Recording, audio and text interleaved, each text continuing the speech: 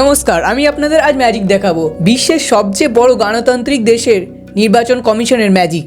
এই পিডিএফে দেখতে পাচ্ছেন 357 নাম্বার সিরিয়ালটা, এটা আমার নাম্বার, আর এর উপরে মারা রয়েছে ডিলিটেড স্ট্যাম্প। আপনারা হয়তো ভাবছেন সার্ভের সময় অফিসাররা আমাকে বাড়িতে পাননি, কিন্তু একদমই না। নির্বাচন কমিশনের কাছ থেকে আমার কাছে নোটিশ এসেছিল এবং একজন দায়িত্বশীল নাগরিক হিসাবে আমি সমস্ত লিগ্যাল ডকুমেন্টস নিয়ে গিয়ে অফিসে জমা করে এসেছিলাম। কিন্তু তারপর কি হলো, আমাকে ভোটার লিস্ট থেকে পুরোপুরি ডিলিটই করে দেওয়া হলো। আমাকে পুরোপুরি রিজেক্ট করে আমার নামের পাশে কিউ অর্থাৎ ডিসকোয়ালিফাইড লেখা হলো। অথচ এই সেম লিস্টের অন্যান্য নামগুলো দেখুন, আমার দাদু জনার্দন দালাল এবং আমার দিদা আরতি দালাল, এমনকি আমাদের গ্রামের একজন বাসুদেব ঘোষ, এরা আজ আর পৃথিবীতে নেই, মারা গেছেন। কিন্তু ভোটার লিস্টে এদের নাম সগর্বে জলজল করছে। আর এই জিনিসটা দেখুন, একজন বাবার মুসলিম, তার ছেলে নাকি হিন্দু। তর্কের খাতিরে মেনে নিলাম এটা হতেই পারে, কিন্তু তার পরের ছবিটা দেখুন, এই লোকটার কোনো ছবিই নেই, একটা ফাঁকা কাগজ স্ক্যান করে দিয়ে দিয়েছে। মানে বুঝতে পারছেন ব্যাপারটা, যারা মারা গেছেন তারা ভোটার, মানুষের জায়গায় একটা কাগজের পাতা সেটাও ভোটার, কিন্তু আমি একজন জ্যান্ত মানুষ।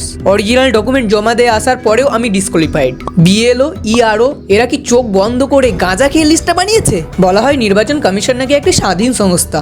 স্বাধীন? যা মন চাইছে তাই করছে। গ্রাউন্ড লেভেলে কোনো কাজই হচ্ছে না, শুধু অফিসে বসে রিমোট কন্ট্রোলে আমার মতো হাজার হাজার সাধারণ মানুষের নাম ভোটার লিস্ট থেকে ইচ্ছা মতো বাদ দিয়ে দিচ্ছে, যাতে আমরা ভোটই না দিতে পারি। সাধারণ মানুষ একটা ভুল করলে তার জন্য কড়া আইন আছে, আর এই অফিসাররা আমার ডকুমেন্ট পেয়েও আমাকে ডিসকোয়ালিফাইড ঘোষণা করে দিল, আর একটা কাগজের পাতাকে ভোটার বানিয়ে দিল। এদের শাস্তি কে দেবে? শুধু নির্বাচন কমিশন নাই, এরা দেশের সমস্ত স্বাধীন সংস্থাকে নিজের পকেটে পুরে ফেলেছে। সিবিআই, ইডি এইসব নামগুলো শুনলে আগে মানুষের মনে ভরসা আসতো, আর আজ এইগুলো হয়ে গেছে বিরোধী দলকে ভয় দেখানোর একটা লাঠি। অরবিন্দ কেজরিওয়ালের মতো একটা নির্বাচিত মুখ্যমন্ত্রীকেই দেখুন না। जाती थी केजरीवाल भ्रष्ट है, केजरीवाल भ्रष्ट है।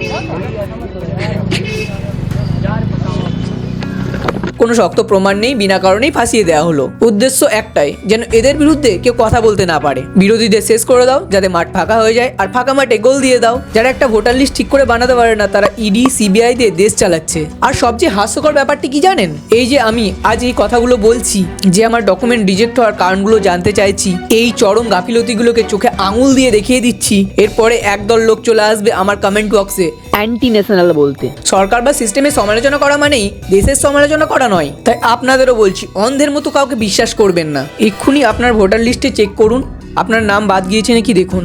যদি ডিলিটেড স্ট্যাম্প মারা থাকে তাহলে ফর্ম 6 ফিল আপ করতে হবে। আর এই ভিডিওটি শেয়ার করুন, যাতে আমার কথাগুলো সবার কাছে পৌঁছায়। আমাদের অধিকার আমাদের কাছ থেকে কেউ কেড়ে নিতে পারবে না। ধন্যবাদ।